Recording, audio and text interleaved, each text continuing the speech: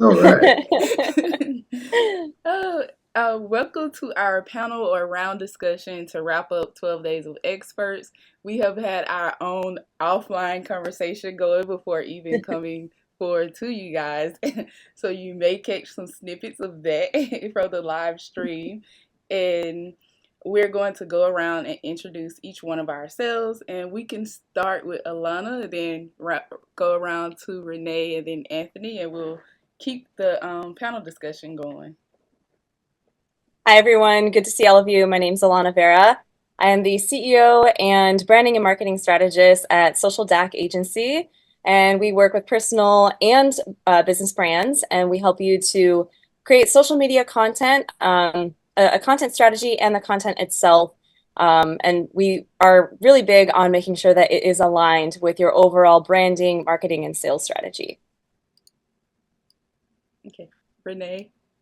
Awesome. Nice to meet you, Alana. So my name is Renee Ventrice, and my clients learn to become the local favorite through increased web and foot traffic, repeat and referral business, and to become a staple in their communities through relationship marketing and a community connection. So I'm a community connection strategist and also a certified wine educator. So by day, I pair businesses with their ideal clients, and by night, I pair wine with life.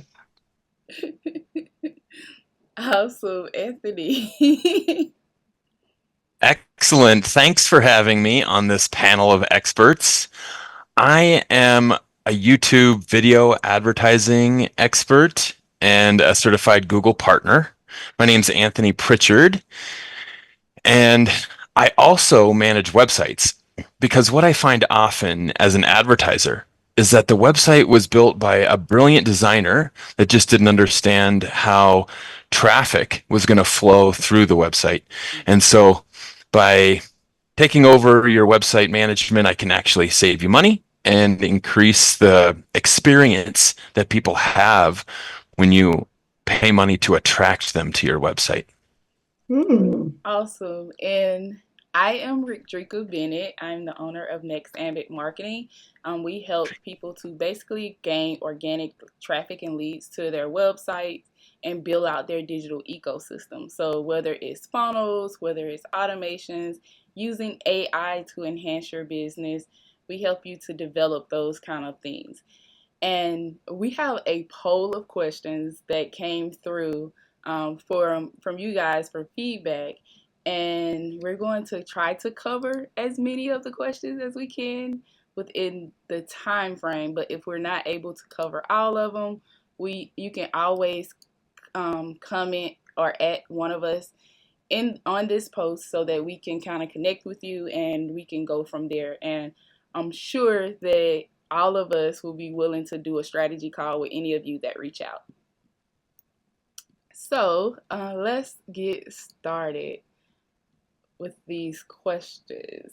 So one of the first questions that came in was, what are the latest trends in video marketing that businesses should be aware of? So who wants to take that question?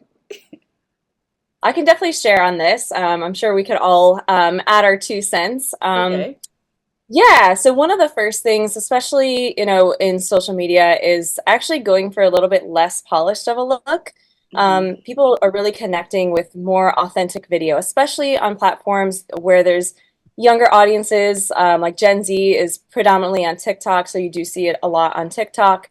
Things like jump cuts are coming back. That's a particular editing style where it goes from one thing to the next. It almost feels a little bit jumpy, but again, it feels authentic.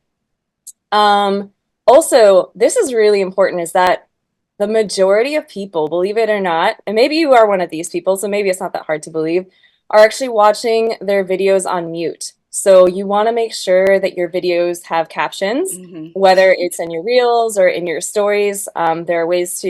There are apps you can use to add captions, but also most of these platforms, they have ways where you can, within, for example, Instagram or TikTok, that you can incorporate that.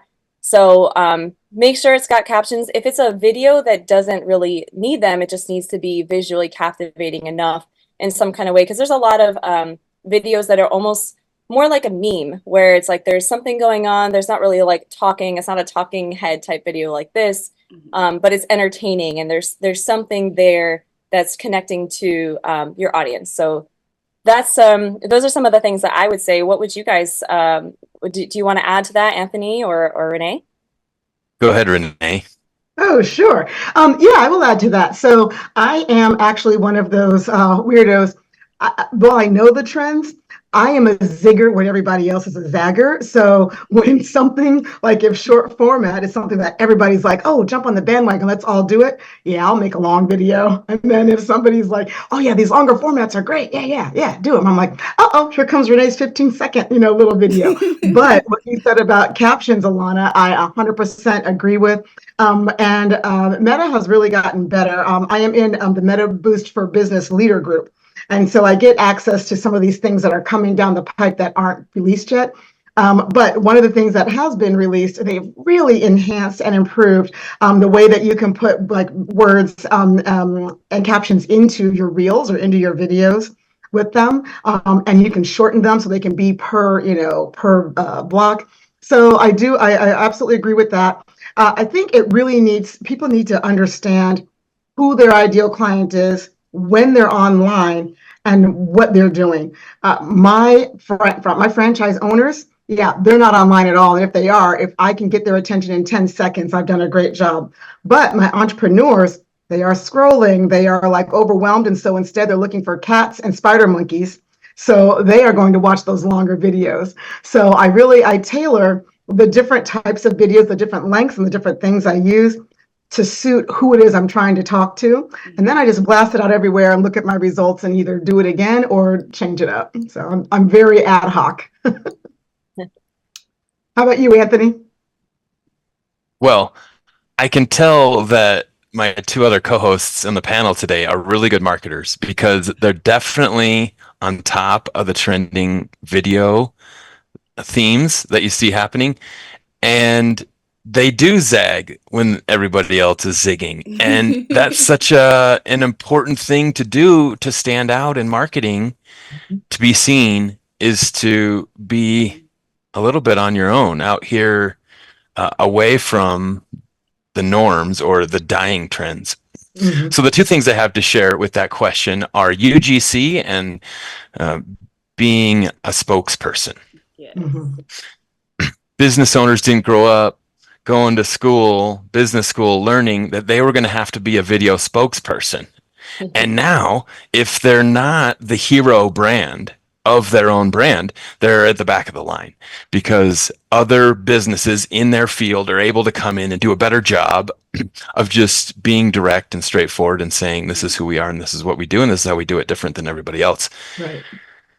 You're going to see a lot of information coming out about UGC, user-generated content. People believe 10 times more what other people say about you than what you say about yourself. Mm-hmm. But the impossible thing is to actually capture that moment in time when maybe that business transaction happened and those emotions are at the highest.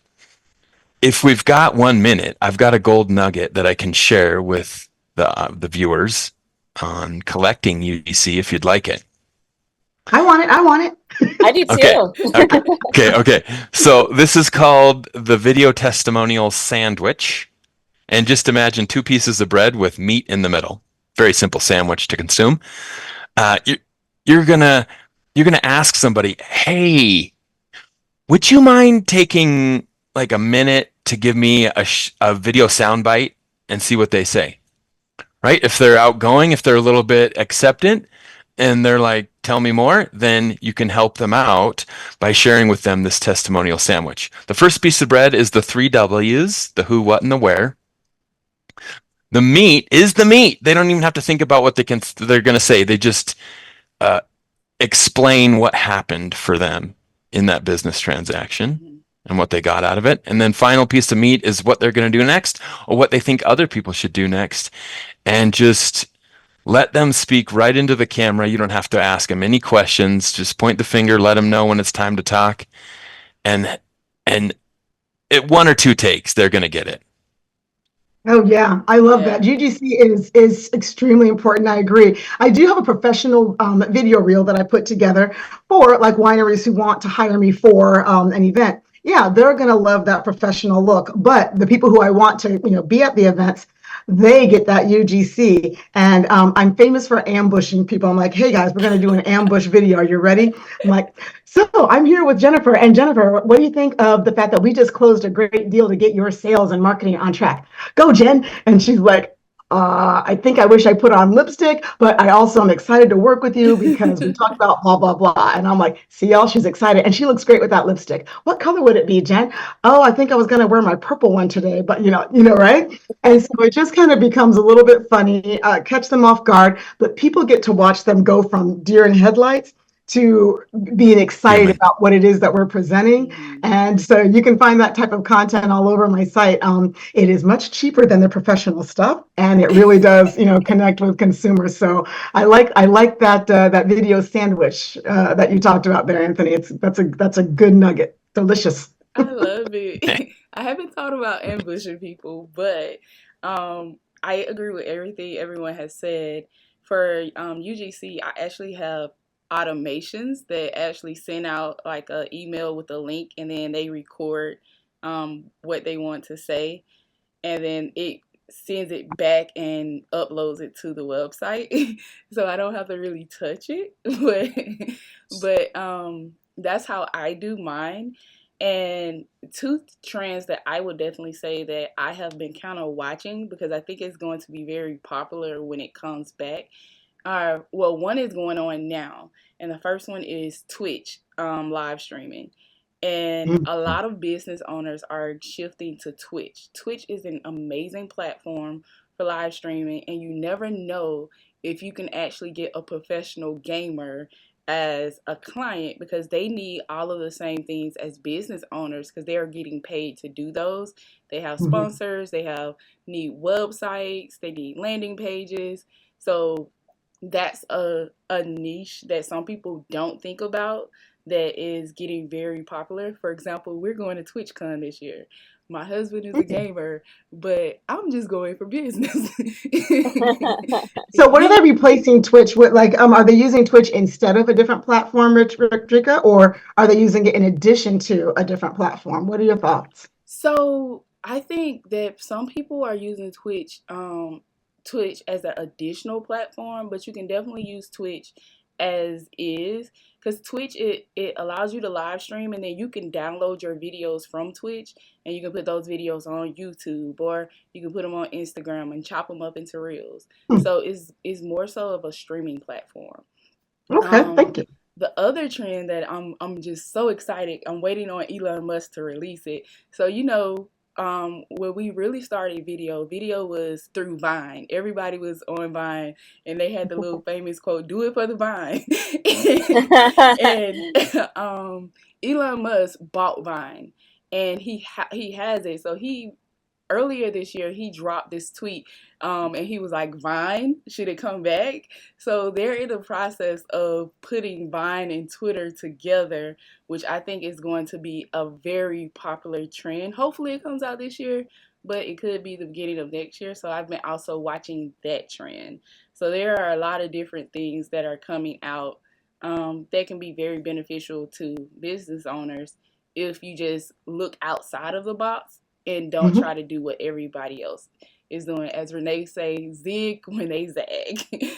And you can do um, them all. You just kind of pace them out in a different way to see what really works for you. And it yeah, keeps it fresh. As an entrepreneur, as we know how things can get stale quickly, how you can be like, oh, I can't believe I have to, blah, blah, blah.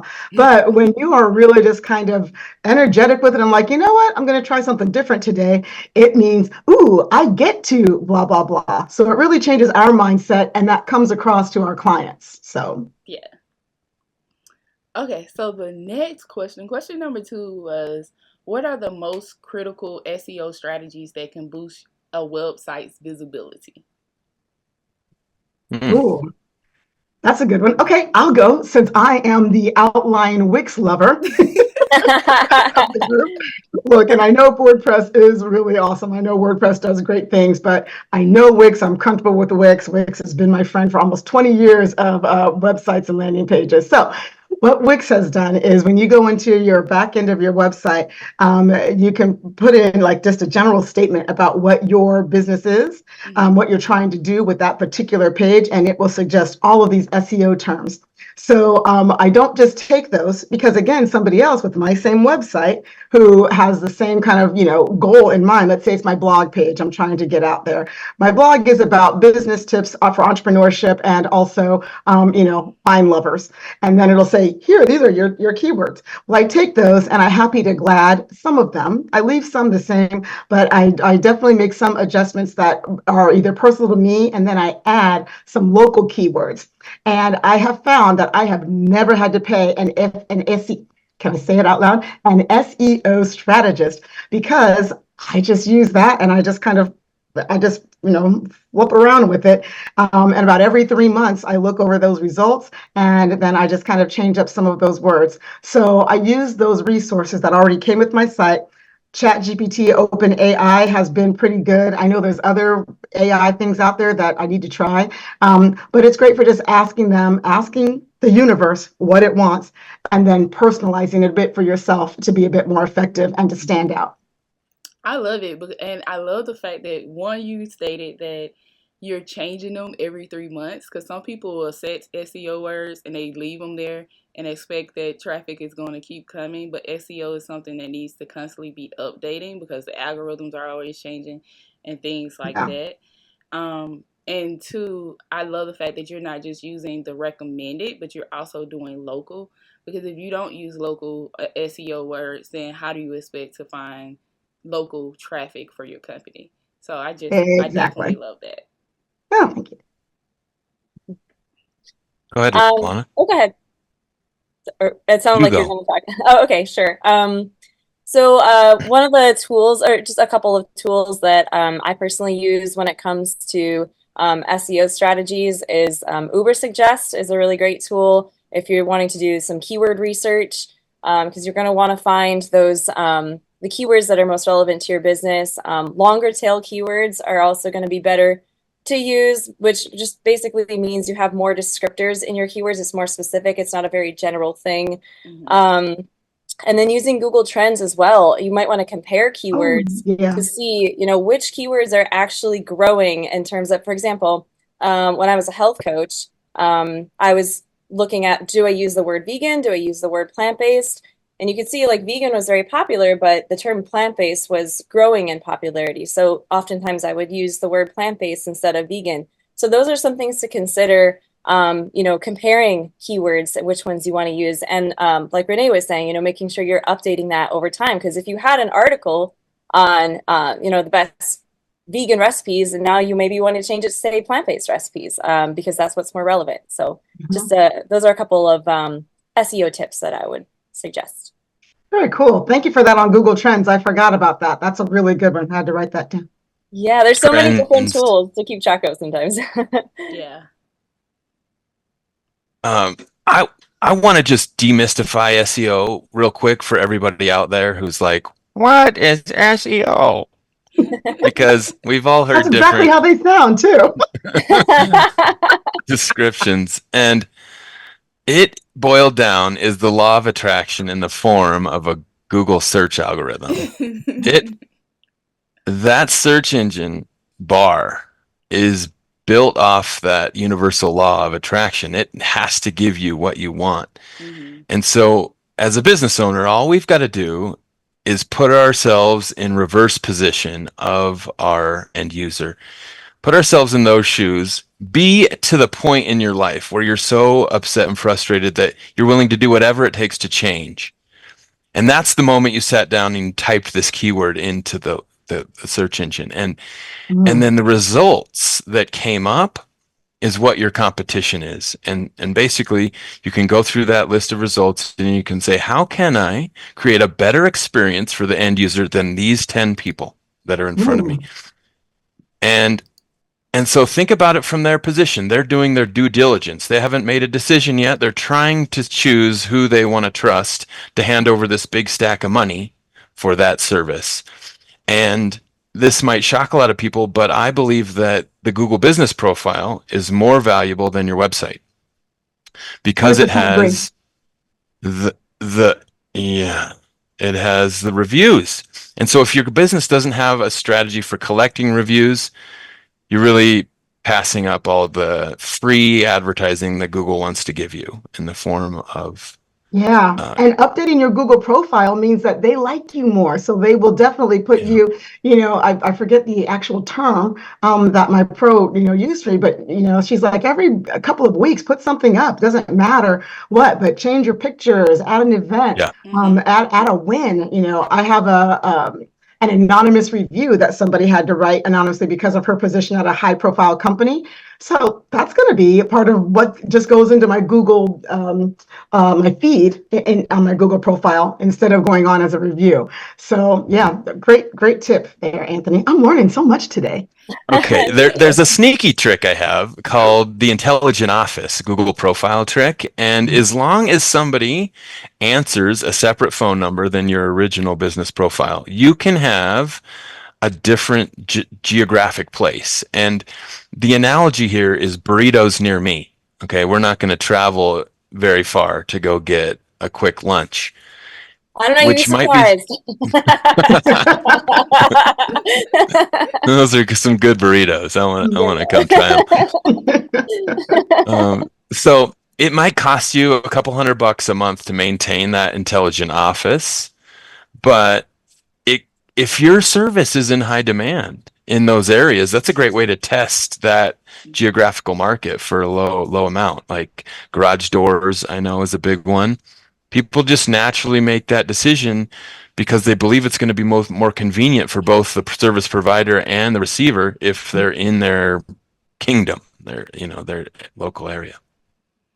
Awesome tip. Thank you. Yeah, and not just with Google. Like Google is one great aspect of it, but having syndications where you're listed on multiple listings like Yelp, Mm. 411, Yeah. Yahoo, Bling, and having your business on all of those platforms will also help you with Google because Google can pull those syndications in as well to kind of boost up your ratings. And some Mm. people just stop at the Google profile, but if you add in maybe 2 or 3 other syndications, it can also help boost and validate your business as well. Because I know when it comes to business credit, many times they check your Google business profile and they check and see if you're listed on 411, and they look at how your business is validated on on the internet. So making sure those things are done is important. And those reviews also help validate your business. So it's important to make sure you're getting those reviews and not only just getting those reviews, but responding to those reviews as Mhm. well. Because some people get them, but they don't respond to them. And when you actually Mhm. respond, you're helping your profile. So Yeah, make sure you're exactly. responding. Before we move on from this topic, I should talk about the most recent verification process Mhm. because it's a little tricky and you can spin your wheels continuing to try and re-verify. Mhm. What they're looking for, if you change your address and let's say you need to verify your profile, they're looking for the state registration document. So you got to pay the $10. Mhm. You got to change your address with the state that you're registered in. Then you got to take that video that they're talking about from the street view, show yourself gaining keyed access into the building. I verified mine right here in this dining room table. So it doesn't have to be a traditional office space to verify a business profile. But you do have to carry that video around with you to verify your access, your address on the state, and I think a piece of mail was Mhm. also what I had, but that was it. Yeah. Great tip. And then also making sure you're claiming your business profile. There are a lot of Well, business there's that. owners who are not doing that. Just setting it up, you still have to claim it. I'm shocked by how many people haven't claimed their Google profiles. And even the Bing profile, look, all they do is take everything that you've got on your Google profile and mirror it. You don't even have to create a new profile, but go in there, claim it, and do a couple of things in there differently than what you do on Google, just to kind of, freshen it up. It takes so little time, but people either just don't know or don't prioritize it, or hire someone like Alana, who would be able to make sure and take care of that type of content, management and making sure that it's all right. And then someone like you, Anthony, who could make sure that those things are a part of what people can see on the website so that they can link together all of your collateral and make it so much more seamless. Less time you're working in your business is time you get to work on your business. We all know that saying. Everybody doesn't understand how to manifest it, and doing it in this way gives you more time to do revenue generating activities instead of administrative stuff that either automations or outsourcing can handle for you. Mm-hmm. So some of the questions that are on the list, we're actually answering the questions before we get to the questions. So I'm going through the list, trying to check off which questions we've answered. We're moving ahead. Let's see. So this one, okay. What, in our experience, what makes for compelling content that resonates with a modern audience? Well, go ahead, Anthony, because you already kind of answered that. Yeah, the UGC. That next level. Yeah. I mean, I don't know if I can take it to the next level other than, you got to be a little bit familiar with the video camera and the audio collection device that you attach to your camera, but just set it up on a telephone pole, stand out in the middle of a semi-crowded walkway, and ask people questions relevant to your industry or whatever topic you're wanting to discuss.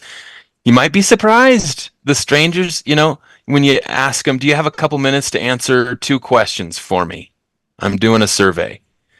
You're going to get about 50-50, but that's better than nothing. Yeah, it's funny you say that. I just used that. Actually, did I say something like that in my presentation with my day on the 29th? When I'm in line for things, look, they're already trapped. Yeah. They're already waiting. You can't get away from me unless you want to be further back in line. So, hey, if you want to cut the line, if you want to get in front of me, answer 2 questions on camera. I promise it won't be anything inappropriate that your child couldn't hear. I swear to God, I did this once. But you have to pick the right person. If it's a surly old dude, who does this completely closed off, fine. But if somebody makes that eye contact and they have an open face, just go for it. It's actually really fun. I mean, I like it. Everybody's not shot out of a cannon and able just to talk to anybody without abandon. But I love that idea of just, hey, just answer this. Since you're here, I'm here. Neither one of us have anything to do. What do you think? It's a great strategy. I'm going to start using that. That's great. I love it. It's fun. Oh my gosh. Okay. Yeah, just to add to, what's been said. I mean, it's already been said that, doing things a little bit differently than everybody else is doing, saying things in your voice. That's going to help you to stand out. That's going to make your content compelling, but just make sure that your content is valuable in some way. It's either entertaining or educating people. In terms of trends, if we're talking about modern audiences, meaning I'm assuming young or tech savvy, young people want to be entertained. So if that's your audience, if that is your target audience, try to think about how you can bring that into it. And, just not taking yourself too seriously. Again, with these modern audiences, younger audiences are kind of, they're a little bit more laid back with their content. So, but like Renee was saying before, it's going to depend on your target audience, your brand. So working with someone who can help you to create a strategy, a content strategy that is aligned with your brand, that's going to be really helpful. I want to add a 10-second caveat to that too, is that one thing I learned with my business coaching is we have to speak their language, not ours. Like, yes. For example, if you were online, Alana, and you said, hey, make sure you're doing, SEO with longer tails. I'm like, wait, what? What does that mean? My SEO has a dock tail, right? No, like in this audience, it's totally fine. But if you were trying to talk to somebody else and use that term, they would have no idea what the hell you were talking about. So when we have to look at what it is that we do and translate it, I think Anthony, you made the same kind of point, into their language and make it so that you say, like, make sure that your SEO is in alignment with whatever it is that your client is looking for, not what it is that you do. Not that I am a vegan restaurant marketer. I help people with plant-based recipes, get them in front of plant-based food eaters, you know what I mean? So just being strategic and thoughtful and mindful of speaking client language, not expert language. We definitely catch more flies with that. Not that we want flies, but you know what I'm saying. Yeah. And on the while we're on SEO, also like when you're scheduling your social media content, I know you'll find it on platforms like Instagram. Like when you're uploading a video or something, they have advanced settings where you can put alt text, which are keywords to go with your thing, so that you can also rank that content on Google and things like that. So make sure you pay attention to that trend, because sometimes people overlook adding the keyword on your social media profiles. So the next one would be, what strategies have you found to be more successful for growing a community around a brand? Ooh. Yeah, that's my specialty. I'll go first and I'll be brief. It's vital to get paid over popular online. Likes and follows have a place and an importance, especially when you're trying to establish, certain things in business where they look for that, right? But more important for actually putting dollars in your pocket is checking those insights to see who it is that is looking at you. Is it followers or non-followers? And continuing to make sure that your content is resonating with them.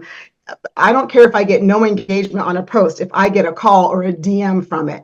A lot of businesses have the kind of business where engagement isn't really going to happen. I have a psychologist as one of my clients, and I told her, I was like, listen, people don't want to admit they need help from you. You are something that they sometimes are ashamed that they have to reach out for. So don't worry if you put out a badass post that really, really gets to the heart of the matter for a mom struggling with a young child with a disability. She's not going to click on your post, but she's going to go to your website or she's going to look at your DMs.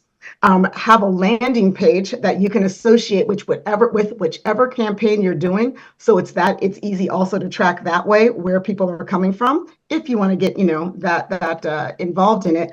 But, the whole key is to really let what is happening behind the scenes be what's driving your income, not chasing, likes and follows, or even individuals.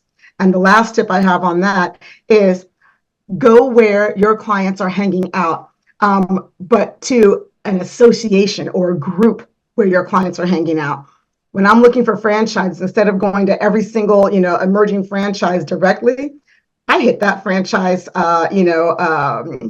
conference group, or I start working with the franchise consultant groups that work with these emerging franchises. So that way I get a ton of leads coming to me instead of trying to go to each one individually. And I'm using a trusted resource that they believe in that says, they believe in, you believe in me, I believe in her, so you should believe in her. And it just shortcuts the line to really getting people to go from, a lead to paid. So I hope that answered the question. Yeah, I would definitely agree with everything that you said, Renee. Just to kind of add to the element of like not getting stuck on numbers, because, well, first of all, numbers are important as a business, like they tell a story, but which numbers? And we want to be looking, of course, at our financial statements and that sort of thing.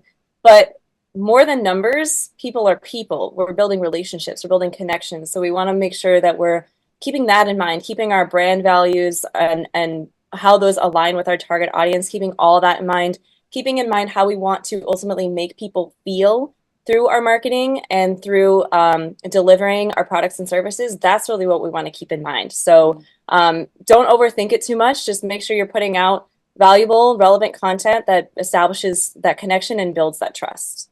Yes. I think when it comes to building communities, the best thing you can do is hire a community manager, obviously, unless you are a community manager already.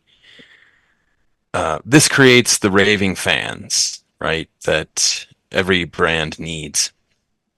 But that's not me. I don't know that. In my workaround, in lieu of hiring a community manager, was to let the short educational videos do the job of value, value, value. Mhm. Whenever you come here, you're going to get value. And one example I have of that is a podcast that I produce for a commercial real estate broker. Now, the sales cycle on commercial real estate is like 5 years, I think. I mean, Yeah. you move your office every 5 years, maybe. And so these gentlemen are spending a couple $1,000s a week to produce this podcast where they invest 60 minutes to produce the show once a month. And I imagine they spend 30 to 60 minutes on their own coming up with their slides. One of the junior brokers in the office comes up with the slides, and they talk about the tips. They measure the trends. They give strategies to hiring architects and et cetera. And after the podcast is produced, I plug it into an AI software. It punches out all these 30, 60-second videos. And now I've got a month's worth of content. I can publish something every day. It's all value. And we had a little success. We grew our subscribers to 1,000 in 1 year. But they can't really attribute any sale so far that they've received from this, but they know that all they need is one in the next 2 years to actually justify what they're spending on it because those contracts are so huge. Wow, I love that. Something that you just said just kind of reminded me that where you build that community really matters on the way that it works, right? So when I'm building a community on Facebook, I'm a moderator for a group that has 26,000 members in it. It's very local. And at any given moment, between 16 and 18,000 people are actually active in that group. It's an amazing, supportive community group. But it's not the right place for everyone. It's the right place for entrepreneurs and local people in that particular area, or even people who have, what do you call it, e-commerce businesses. But the ones who succeed are the ones who actually engage. So if you're not the type of person to engage in a Facebook group, that's not the place for you. But in my blog, that's another community that I'm building, and I'm getting some good traction from people who will read my blog entries, which take usually less than 2 minutes to read.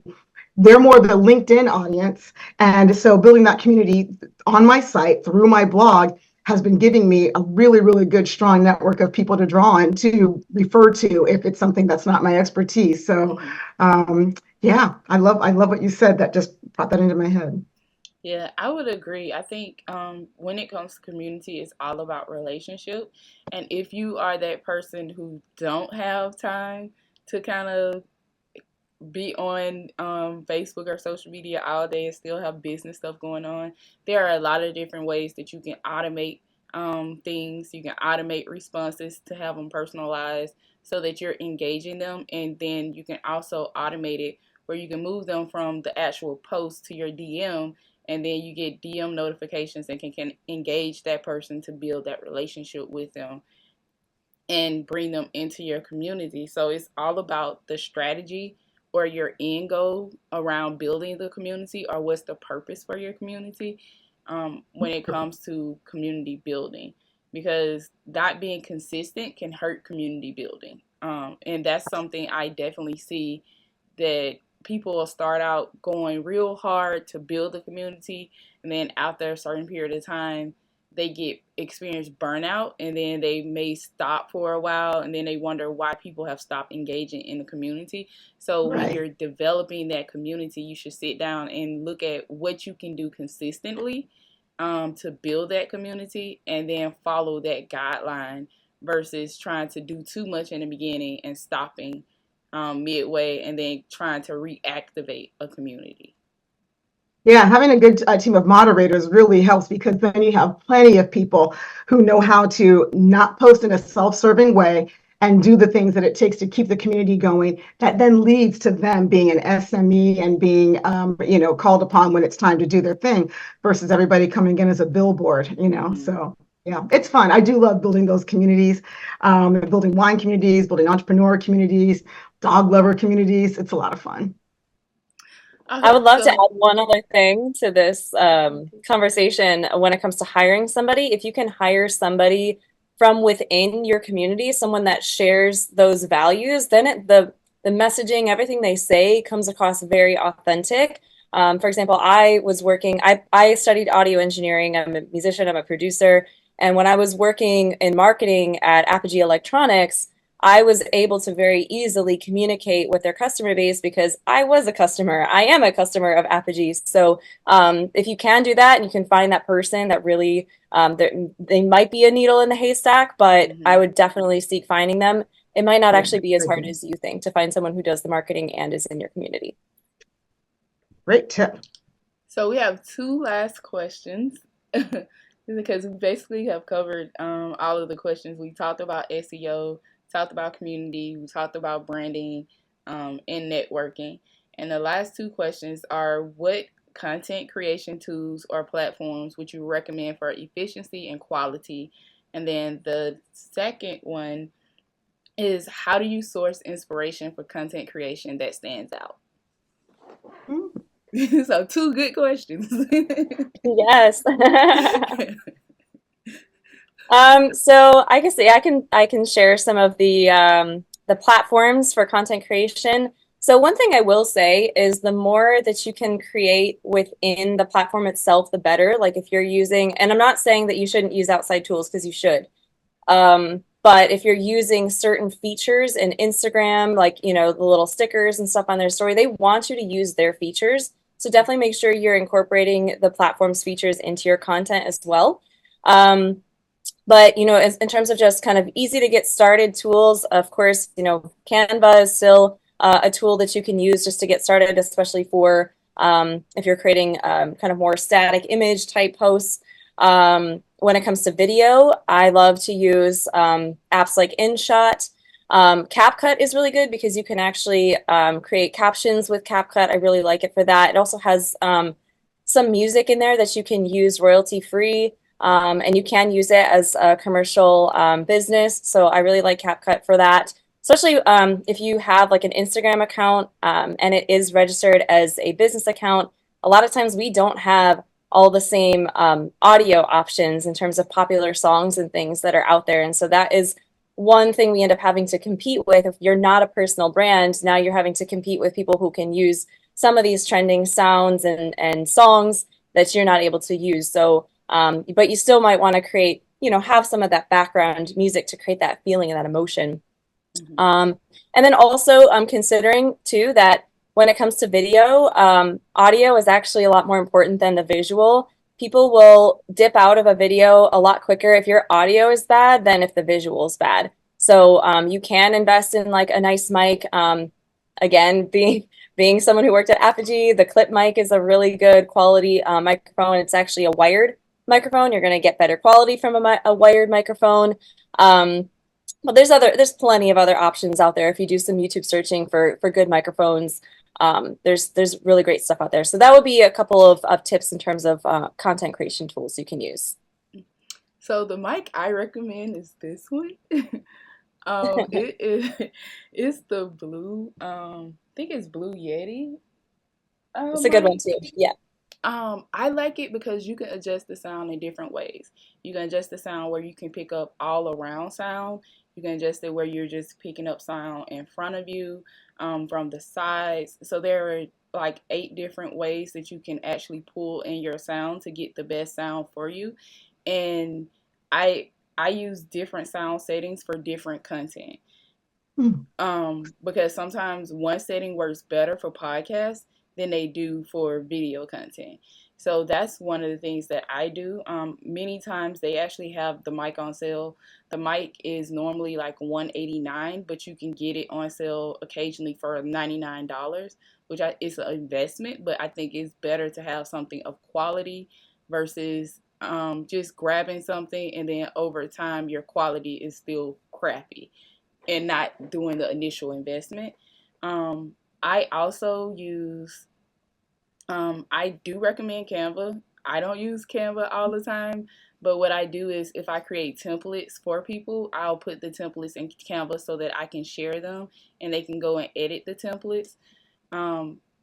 Because I like for me personally, I like a crisp kind of layout for my stuff, and sometimes Canva doesn't always provide that crisp layout depending on how it looks.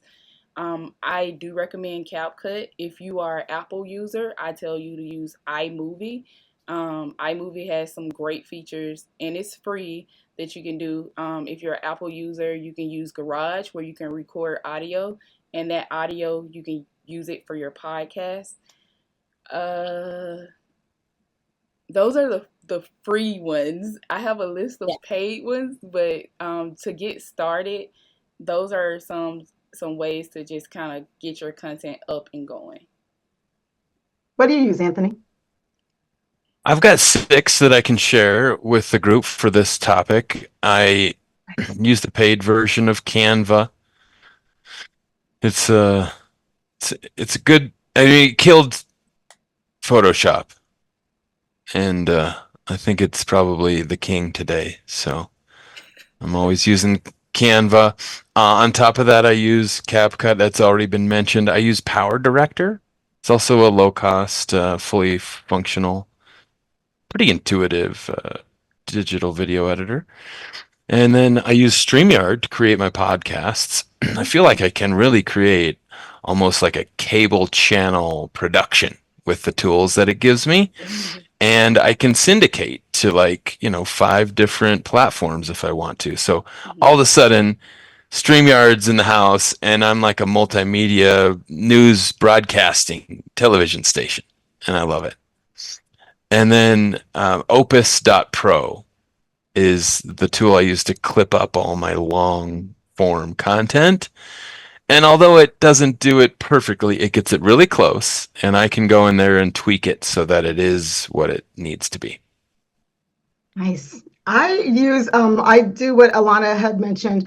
Whatever is native to that platform is what I use. I use every tool I can within Wix. That way I don't have something, if something happens with an outside, business, that it affects mine. It's all, a lot of it's within there. I use Ucut from my phone. I've tried CapCut, and I guess that's the WordPress compared to Ucut. Like the Wix, it's really simple. CapCut, it was so different than what I was using. I was like, I'm too old to learn something new. I don't want it. So I'm probably not using something as good as CapCut, but it's something I know how to do. And then I use Business Suite, and I use whatever they have on Meta for the most part. Some things are still wonky, but those are the platforms. When you talked about sourcing content, Rickdrieka, as the second question, I have 2 sources of content. The first one is life. Funny stuff happens. Sorry. I'm a U.S. Navy veteran. We curse all the time. Forgive that. Whenever something funny happens in life, my husband's like, get your camera. I know that was content. I was like, people like to see themselves in you. So I get so many dog lovers. I have an 18-year-old Jack Russell, tons of wine lovers. I'm always sharing what's in my glass, So I really use my life for those funny moments, for vulnerability, for just the things that happen along the life as an entrepreneur, that I know that my entrepreneur clients and the people I want to attract will be like, ooh, she just totally said what I'm going through today. Let me go ahead and reach out, if nothing else, just to tell her, I get you, I see you. And then a lot of times that becomes either a client or a referral. And the second thing I use is I shout out others. I am very intentional. 3 days a week at minimum, I spend time either making a post about somebody who did something great, writing them a Google review, which I will copy onto their Facebook, profile, or, in LinkedIn, wherever I know they hang out. And then I relate what they're doing to what's making my life better. I let people understand why I like this company, not just go try the egg rolls at Cafe Opera. They're awesome. No, it's right down the street from my house. They use fresh vegetables. And when I take my vegan friend there, they can get something they know they can trust, So when I am shouting out others, I make sure that it's the kind of shout out I would want for myself. And 9 times out of 10, they will reshare that. And then they'll next week shout me out just to say, this is a great community advocate. If you're looking for XYZ, you should really look at her. It's free. It costs me nothing but time. And I do it from bed on my phone, as soon as I wake up. So those are mine. I love it. And then the cussing part, it doesn't faze me. I grew up in a military family, and a lot of my Good. military family members are Army and Navy, so Oh, yeah. We curse and at each other all the Marines. time. So I'm very used to it. Oh, I think for like personal content, when it comes to me, it's like I think I catch it a little too late, and I'd be like, oh, that would have been great, but I didn't catch it on the phone. Like, for example, my dog Milo, he's a poodle mixed with Shih Tzu, and I call him the little Houdini Tasmanian devil because he's always into something. And it's like one day he miraculously, I don't know how he did it, but he got through the gate and hopped over the gate and then came around and laid on the front porch. And then when I opened the door, he saw me open the door and he was like, oh, well, she's not in the office no more. So she runs back around the house to come back over through the gate. And I couldn't catch him quick enough. And I was like, oh my God, he's horrible. But like most of the time, the funny content is after the fact and I can't catch it. And it's not like I can go be like, MJ, do that again. or you could always just write about it and have yourself in a picture like this, or like, That's true. so yeah, yeah. Yes. Yeah, I was just gonna say that too. Like you can always create a reel or something where doing like a little story time, and then you do a close up of your dog, and you show, as you're talking about the story. But yeah, I love what you said, Renee, about just life being inspiration. Absolutely. And also, like, I personally am a user of social media. I enjoy scrolling through, TikTok and Instagram and Facebook and like watching the reels and stuff like that. And so I will get inspiration just from the things I naturally like and watch. Mhm. But I also do curate my content as well. So I have personal accounts, I have business accounts. Typically on my more like personal accounts, I have just, the things that I like to watch that I just naturally, the algorithm just kind of builds up based on my own preferences.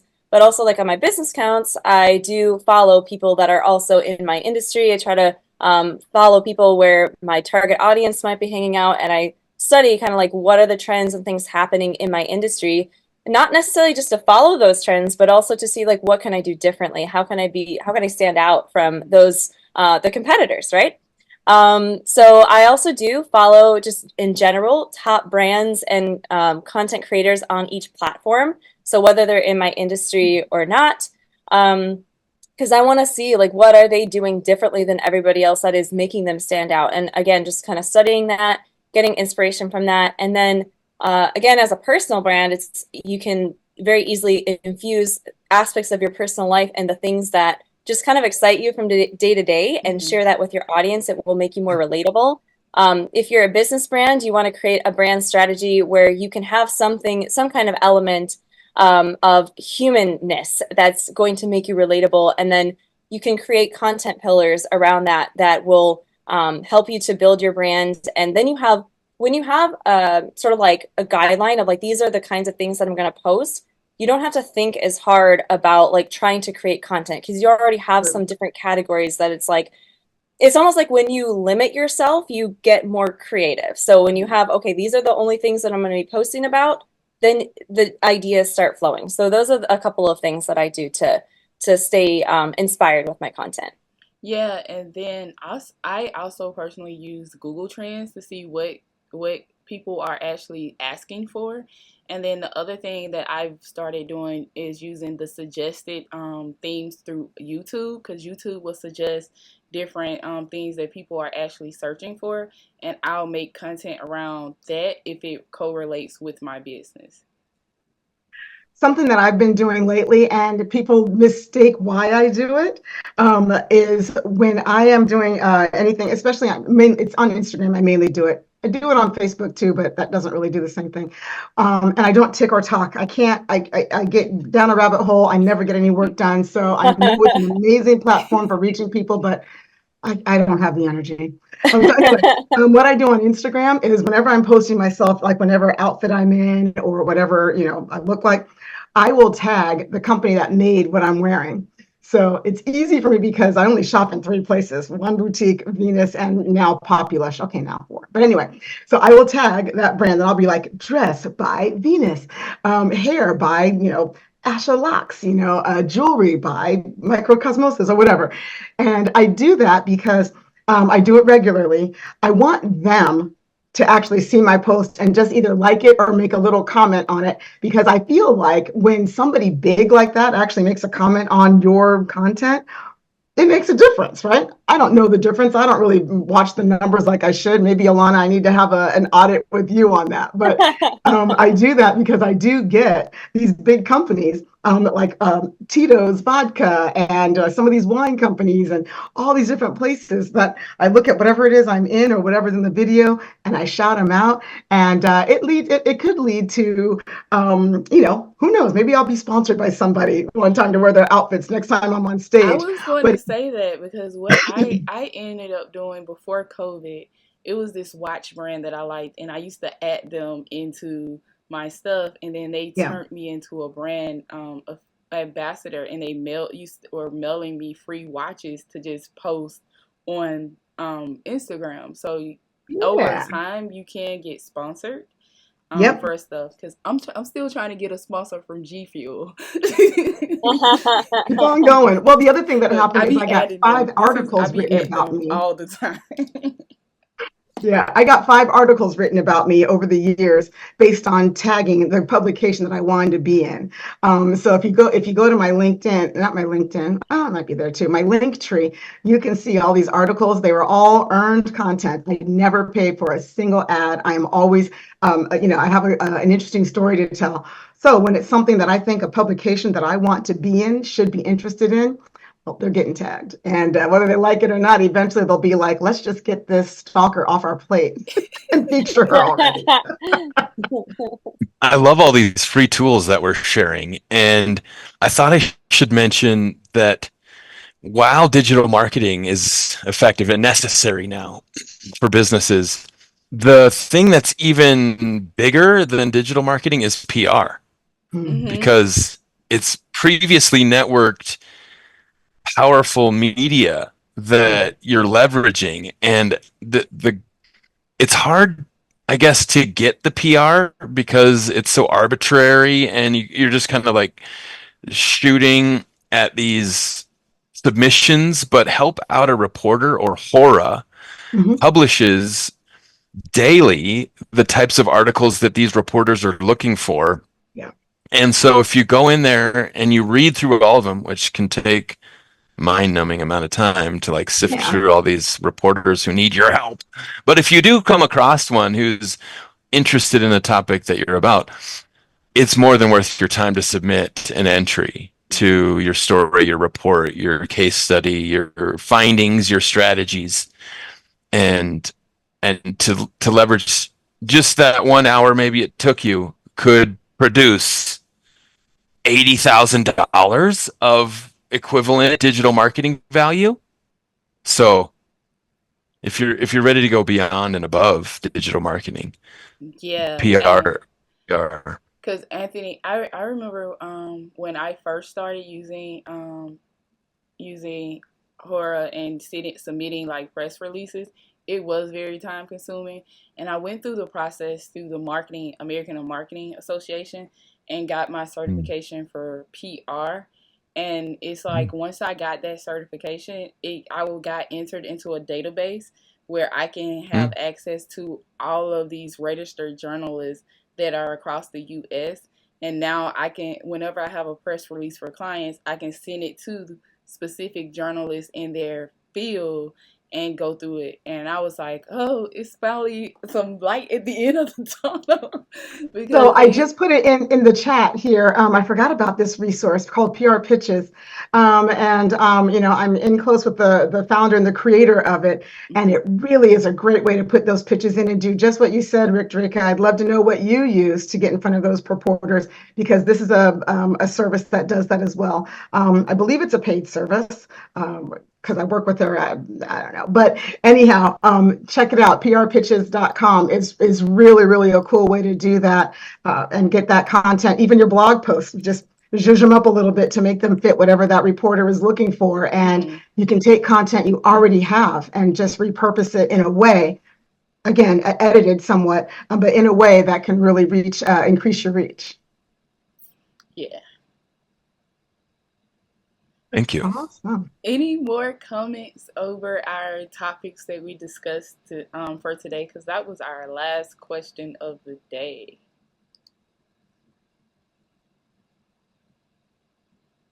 Okay. Well, it's been a great discussion. I appreciate Rickdrieka for you hosting this event and bringing us all together. I'm excited also to connect with some of the other panelists here, and I'm sure there's room for collaboration as well, and we all learn from each other. So I know I've learned a few things here during this 12 days of experts. So yeah, thank you again. And I hope anyone in the audience that's watching, please feel free to connect to each of us if there's questions that you have for us, if you'd like to work with us.